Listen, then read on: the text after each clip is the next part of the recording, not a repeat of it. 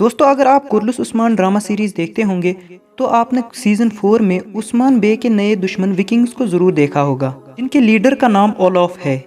Drama series میں وکنگز کو کافی بہادری سے لڑتے ہوئے دکھایا گیا ہے اور عثمان بے کو ان کی وجہ سے کافی نقصان اٹھانا پڑتا ہے۔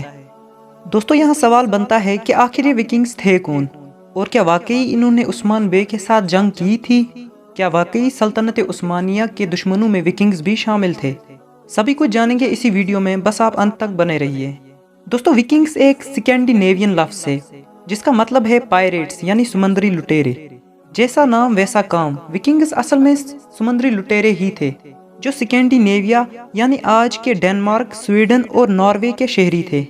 19ویں صدی میں وکنگز نے ہتھیار اٹھائے اور پورے سکینڈینیویا پر قبضہ کر لیا۔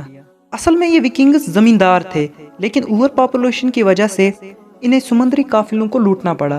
وکنگز کا بھی ایک لیڈر ہوتا تھا جس کی سربراہی میں یہ سمندری قافلوں کو لوٹا کرتے تھے۔ وکنگز ایک پولیتھیسٹک ریلیجن میں مانتے تھے جسے نورس ریلیجن بھی کہا جاتا ہے، یعنی یہ بہت سارے دیوی دیوتاؤں میں مانتے تھے۔ یہ مذہب 500 BCE پرانا ہے، یعنی حضرت عیسیٰ علیہ السلام کی پیدائش سے 500 سال پرانا ہے یہ مذہب 8ویں صدی میں ختم ہو گیا جب کرسچینٹی سکینڈینیویا کا ڈومیننٹ ریلیجن بن گئی۔ وکنگ سوسائٹی 3 حصوں میں ڈیوائیڈ ہوتی تھی: کارلز، جارلز اور تھرالز۔ کارلز آزاد شہری ہوتے تھے جو کہ زمینوں کو اون کرتے تھے۔ جارلز حکومت چلاتے تھے اور لوٹا ہوا مال تقسیم کرتے تھے، اور تھرالز غلام ہوتے تھے جن سے کارلز اور جارلز کی خدمت کروائی جاتی تھی۔ وکنگ کے کلچرل ڈریس میں چمڑے سے بنے کپڑے ہوتے تھے اور چمڑے سے ہی بنے جوتے بھی یہ پہنتے تھے۔ یہ لوگ عام طور پر 2 سینگوں والے ہیلمٹ پہنا کرتے تھے۔ وکنگز کو جب اپنی طاقت کا اندازہ ہوا تو انہوں نے باقی یورپین کنٹریز پر حملے کرنا شروع کر دیے۔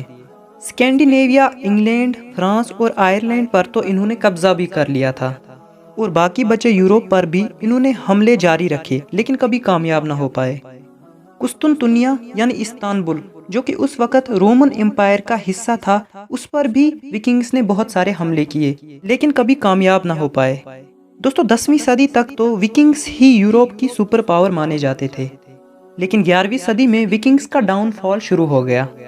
سال 924 میں ایڈورڈ دا ایلڈر کے بیٹے ایڈریڈ نے وکنگز کو انگلینڈ سے باہر نکال دیا، اور سال 1066 میں ہیرلارڈ تھرڈ نے وکنگز کی آخری ٹیریٹری ناروے سے بھی ان کا صفایا کر دیا، اور سال 1066 ہی وکنگز کی حکومت کا آخری سال مانا جاتا ہے۔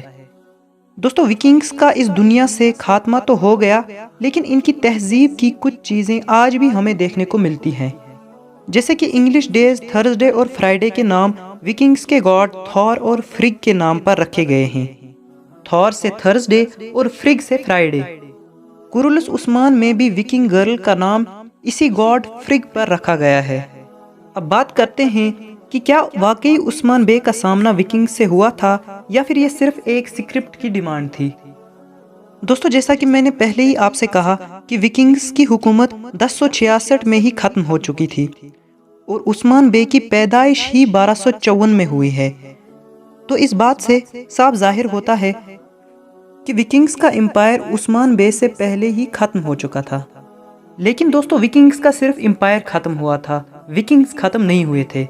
ہو سکتا ہے کہ رومن امپائر نے وکنگز کو خرید کر عثمان بے کے خلاف استعمال کیا ہو، لیکن ہمیں ہسٹوریکلی کوئی ایسا ایویڈنس نہیں ملا کہ جس سے ہم یہ بات پوری یقین سے کہہ سکیں۔